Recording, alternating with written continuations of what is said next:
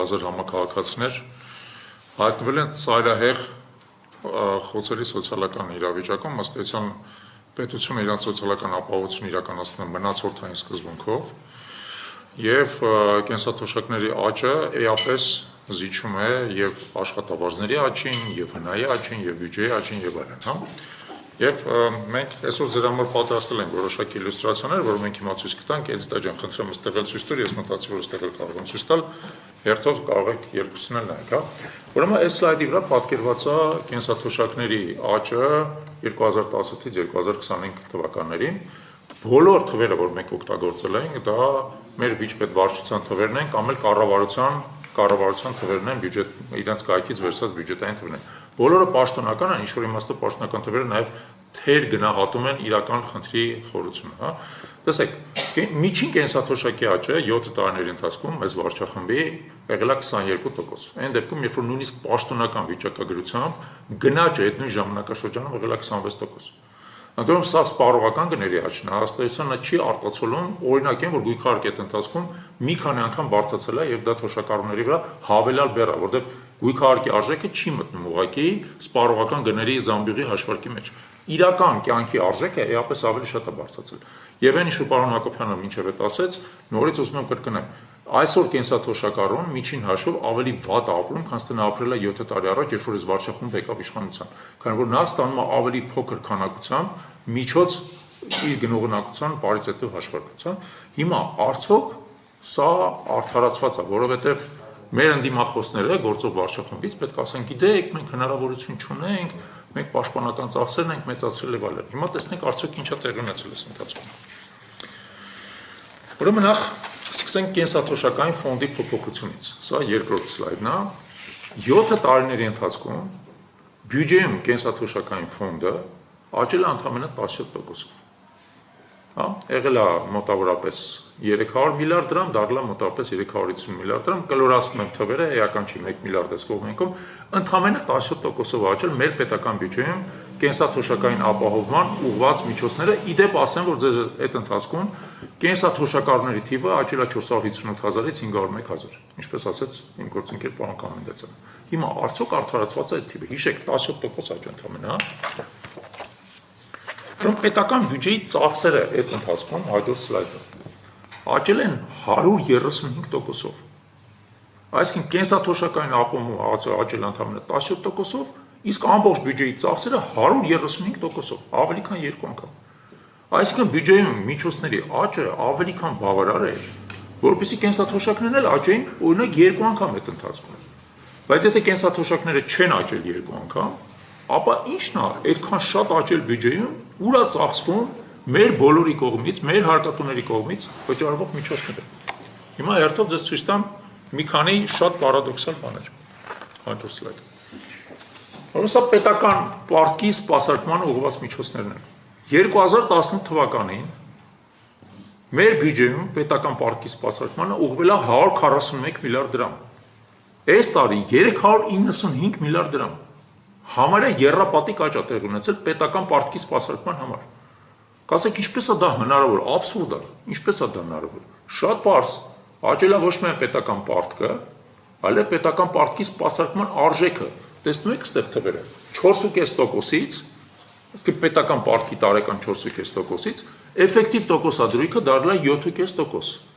Սա մեր փառահեղ ֆինանսների նախարարը, ֆինանսների նախարարությունը, վարչապետները միասին վերցրած մեր պետական պարտքի սպասարկման տոկոսադրույքը 4.5%-ից 7 տարում բարձրացրել են 7.5%։ Չեմ ասում պետական պարտքի աճի մասին, դրա մասին բոլորս գիտենք, բայց ուշադրություն չենք դարձնում, որ համարյա 2 անգամ թանկացել է պետական պարտքի սպասարկումը։ Ինչի, որովհետև ունենք տաղանդավոր ֆինանսիստներ, որոնք ղեկավարում են մեր երկիրը։ Տաղանդավոր ֆինանսիստներ 2 անգամ թանկ է դառել իրանց տաղանդի ձեռքից։ Իրականում սա կոռուպցիա է, սա կոռուպցիա է եւ ժամանակը կբացահայտի, որ սա կոռուպցիա է։ Որ այն ինչ որ տեղի է ունենում, մեր բոլորի հաշվին դուք հասկացեք, որ տարեկան $1 միլիարդ ուղղակի փող է վճարվում պետական պարտքի տոկոսների դիմաց։ Ես որպես թիվ արձանագրենք, հա։ Ուրեմն երկրորդ թիվը, որի մասին ձեզ ուզում եմ ասեմ։ Պետական մարմինների, կառավարման մարմինների ադմինիստրատիվ ծախսերը աճել են 2.5 անգամ, 59 միլիարդից 155 միլիարդ։ Ընդհանրում եթե 2018 թվականին շատ հասկանալի էր ինչքան էր։ Թիվը հայտնի էր, բյուջեի մի հատ բանով տողով գրած էր։ Հիմա այս թիվը խառնած է հազարավոր տողերի մեջ, որը պետք է անցնես հերթով փորձես հասկանաս, մինչև վերջը չես կարող հասկանաս, սա ինչ է իրականում, իրական ծառայությունն է, թե ադմինիստրատիվ ծախսեր է, դրա համար մենք վերցրել ենք ամենափոքր հնարավոր թիվը։ Ամենափոքր հնարավոր թիվը, օրինակ պաշտպանության նախարարության բյուջեում այդ թիվը առանձնացված չի ադմինիստրատիվ ծախսը։ Ոստիկանության բյուջեում ներքին գործերին առանձնացված չի, առանձին, դրա համար նույնիսկ չենք էլ հաշվել։ Վերցրել ենք 155 միլիարդ։ Ուրեմն տեսեք, եթե դուք պետական համակարգում եք աշխատում, ծախսերը աճել են 2.5 անգամ։ 2.5 անգամ արձանագրենք այս թիվը։ Հաջորդ թիվը կառավարության պահոստային ֆոնդը, այն ինչ կոչվում է պահոստային ֆոնդ։ Սա իրականում պահոստային ֆոնդ չի կառավարության, սա վարչապետի ջեբի փողն է։ Սա այն փողն է, որը ինքը ծախսում է ըստ իր հայեցողությամբ, ինչի որտեղ ազգային ժողովը սա հայեցողական փող է, նա չի հաստատում այս փողը ինչ որ մի կոնկրետ նպատակի։ Նա սա թողում է վարչապետի հայեցողությանը։ 2018 թվականին եղել է 25 միլիարդ, այս տարվա բյուջեում նախատեսված է 64 միլիարդ, ավելի քան 2.5 անգամ եւս աճել է այս փողը։ Այն որը Նիկոլ Փաշինյանը հնարավորություն ունի իր հայեցողությամբ ծախսել ցանկացած բանի վրա։ Գիտեք ինչերի վրա ծախսում օրինակ ծախսում է հեծի հարցով միջազգային արբիտրաժներում թանկարժեք իրավաբաններին բարձրացնելու համար, որովհետև տենց խնդիր է ստեղծելու, պետք է մեր գրպանից միլիոններ ծախսի, որպեսզի այդ խնդիրը ոչ միայն չլուծի, նույնիսկ չի լուծվելու այդ խնդիրը, ուղղակի ձգձգի։ Եվ մենք բոլորս վճարում ենք դրա համար եւ առաջին հերթին այն թոշակառները, որոնք թոշակ չեն ստանում։ Փոխանցները միլիոններ են գնում ինչ-որ իրավաբանների վրա։ Եվ ամենախայտառակ թիվը, որ ձեզ ուզում եմ ցույց տամ։ Այստեղ վարչապետի ենթակայությամբ գործող հիմնականում ներքին ռեպրեսիվ մեքենայի վրա ծախսերն են։ Ուրեմն 2018 թվականին մենք ունեցել ենք 3 մարմին՝ ազգային անվտանգությունը, քննչական կոմիտեն, պետական պաշտպանությունը։ Այս ընթացքում եւս 2 մարմին է դրանց վրա ավելացել՝ հակակոռուպցիոն կոմիտեն եւ արտաքին հետախուզությունը, որոնց ամեն մեկը ծնվել է իր համապատասխան մի մարմնից, հա։ Ծախսերը աճել են ավելի քան 3 անգամ։ 29 միլիարդից դարձել է 95 միլիարդ, սրանց հավաքական ծախսերը։ Հաղթանակած դեմոկրատիայի բաստիոնում ռեպրեսիվ մարմինների վրա ծախսերը աճել են 3 անգամ։ Ինչի, որովհետև Նիկոլ Փաշինյանին պետք է այդ ռեպրեսիվ մեքենան կերակրել, որպեսզի պայքարի քաղաքական հակառակորդների դեմ։ Ում հաշվին մեր կենսաթոշակառուների։ Մեր կենսաթոշակառուները պետք է սոված մնան, որպեսզի Նիկոլ Փաշինյանը նրանց անունից իդեպ, նրանց անունից պայքարի մեր բոլորի դեմ։ Ձերբակալի մեզ, գործեր հարուցի, դատարաններով քաշտա եւ այլն։ Ավելի քան 3 անգամ ծախսերի ավելացում, հա։ Հիմա այս ամեն ինչը հաշվի առնելով, մենք համարում ենք, որ 2 տարում ավելի քան իրատեսական է կենսաթոշակները 50%-ով բարձրացնելը եւ այսուհետեւ դրանք ինդեքսավորելը նվազագույն սպառողական զամբյուղի հետ, որովհետեւ մեր կենսաթոշակառուները իսկապես այնքան միջոց կարողանան ստանալ, որը նրանց հնարավորություն է տալիս նվազագույն կենսամակարդակ ունենալու, նվազագույն, հա, 50%-ը հաշվել ենք մենք մոտավորապես, սա 175 միլիարդ դրամ է տարեկան բյուջետ։ Ինչ ենք ասում 2 տարում, որտեղ մենք պոպուլիստ չենք։ Մենք Փաշինյան չենք, որ ասենք կգանք միանգամից կանենք, չէ, միանգամից չենք անը 2 տարի մեզ պետք։ Դրա համար որտեղից ենք վերցնելու այդ միջոցները։ Մոտավորապես 100 միլիարդ դրամը վերցնելու ենք 2 տարիների ընթացքում պետական բյուջեի բնականon օրգանական աճից, որովհետև մենք տարեկան մոտավորապես 5% տնտեսական աճ ունենք նաև բյուջեի եկամուտների որոշակի ավելացում հնայի նկատմամբ, որովհետև հավաքելիությունը աստիճանաբար բարձրանում է, եւ մենք գնահատում ենք, որ 2 տարիների ընթացքում այդ պետական բյուջեն կավելանա առնվազն եւս 500 միլիարդ դրամով։ Եվ մենք համեստաբար ասում ենք, այդ 500 միլիարդ դրամից 100 միլիարդը եկեք թիրախային ուղենք կենսաթոշակների բարձրացման վրա, որ դեռ նախորդ տարիներին ոչ մի բան չենք արել։ Նախորդ տարիներին 7 տարվա ընթացքում ընդամենը 50 միլիարդով ենք բարձրացել, եկեք հիմա, այսպես ասած, ոնց որ լրացնենք այդ բանը։ 100 միլիարդ բարձրացնենք 2 տարում, բյուջեն 500 միլիարդով ավելանալու է։ Հաջորդը 35 միլիարդ դրամով կկրճատենք պետական պարտքի սպասարկման ծախսերը, ինչպես պետական պարտքը ռեստրուկտուրիզացիա անելով, թանկարժեք պետական պարտքը փոխարինելով ավելի էժան պետական պարտքով, դա հնարավոր է, եթե հրաժարվենք այն կոռուպցիոն սխեմաներից, որոնք հիմա գործում են։ Երրորդը պետական մարմինների ծախսերը կպակասացնենք ընդամենը 10%-ով։ Ընդամենը 10%, դա բացարձակ իրատեսական է, ես ինքս նախկինում զբաղվել եմ դրանով, իրատեսականը 30%-ով էլ պակասացնել, բայց որպեսզի այդպես շատ կտրուկ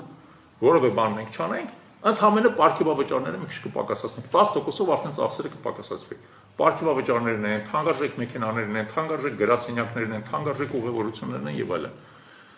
Ռեպրեսիվ մեկ մարմինները, սա կառավարման մարմիններն են, ռեպրեսիվ մարմինները եւս 10% դրանց ծախսերը, որը ակնհայտ է, որ դրանք իրականում կրկնում են